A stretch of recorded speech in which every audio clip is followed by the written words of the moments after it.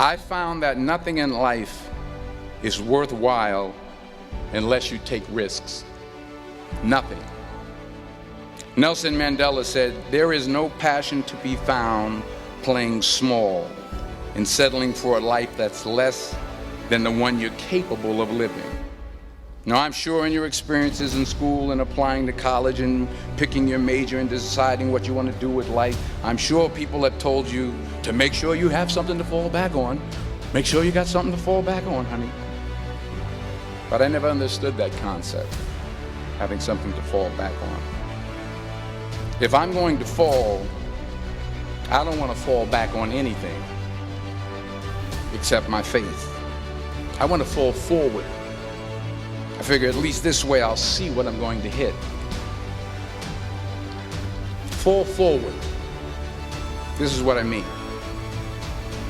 Reggie Jackson struck out 2,600 times in his career, the most in the history of baseball. But you don't hear about the strikeouts. People remember the home runs. Fall forward. Thomas Edison conducted 1,000 failed experiments. Did you know that? I didn't know that. Because the 1,001st was the light bulb. Fall forward.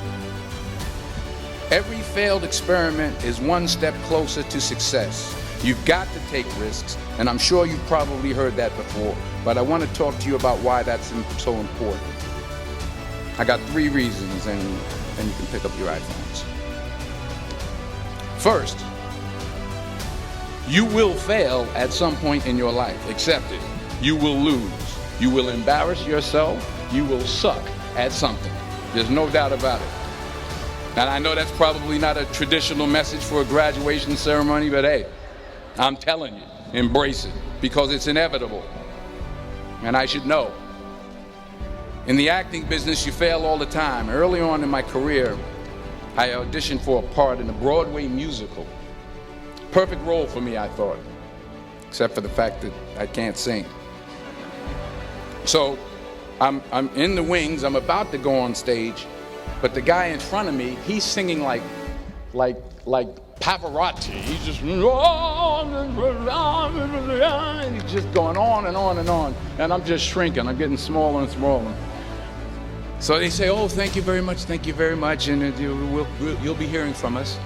So I come out with my little sheet music, and it was Just My Imagination by the Temptations. That's what I came up with. So I hand it to the accompanist, and she looks at it and looks at me and looks out at the director and is like, ah. So I start, I'm going to sing.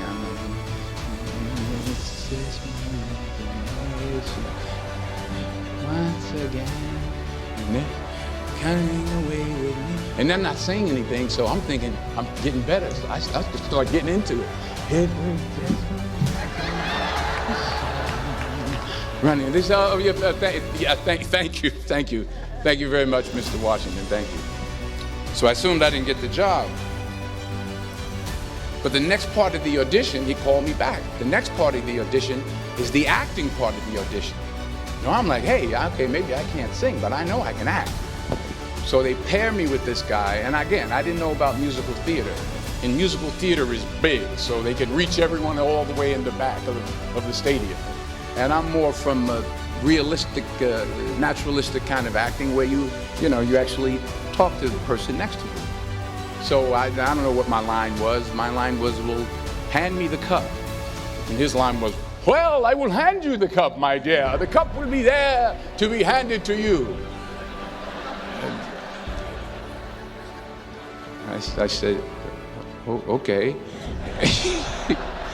Well, should I give you the cup back? Oh, yes, you should give it back to me, because you know that is my cup and it should be given back to me. I didn't get the job. But here's the thing. I didn't quit. I didn't fall back. I walked out of there to prepare for the next audition, and the next audition, and the next audition. I prayed. I prayed. And I prayed. But I continued to fail and fail and fail. But it didn't matter, because you know what? There's an old saying, you hang around the barbershop long enough, sooner or later you're going to get a haircut. So you will catch a break, and I did catch a break. Last year, I did a play called Fences on Broadway. Someone talked about it. Won the Tony Award. And I didn't have to sing, by the way. But here's the kicker. It was at the Court Theater. It was at the same theater that I failed that first audition 30 years prior. The point is, and I'll pick up the pace, the point is, every graduate here today has the training and the talent to succeed. But do you have the guts to fail? Here's my second point about failure. If you don't fail, you're not even trying. I'll say it again. If you don't fail, you're not even trying. My wife told me this great expression. To get something you never had, you have to do something you never did. Les Brown's a motivational speaker. He made an analogy about this. He says, imagine you're on your deathbed, and standing around your deathbed are the ghosts representing your unfulfilled potential. The ghost of the ideas you never acted on. The ghost of the talents you didn't use. And they're standing around your bed, angry, disappointed, and upset. They say, we came to you because you could have brought us to life, they say. And now we have to go to the grave together. So I ask you today, how many ghosts are going to be around your bed when your time comes? You've invested a lot in your education, and people have invested in you. And let me tell you, the world needs your talents, man, does it ever. I just got back from Africa like 2 days ago, so if I'm rambling on, it's because I'm jet lagged. I just got back from South Africa. It's a beautiful country, but there are places there with terrible poverty that need help. And Africa is just the tip of the iceberg. The Middle East needs your help. Japan needs your help. Alabama needs your help. Tennessee needs your help. Louisiana needs your help. Philadelphia needs your help. The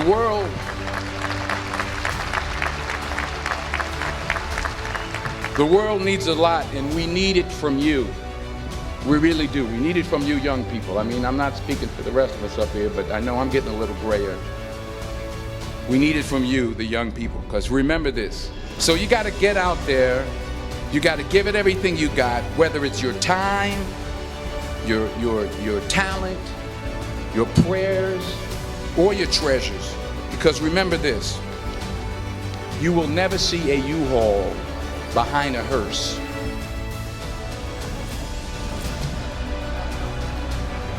I'll say it again. You will never see a U-Haul behind a hearse. You can't take it with you. The Egyptians tried it, and all they got was robbed. So the question is, what are you going to do with what you have? I'm not talking about how much you have.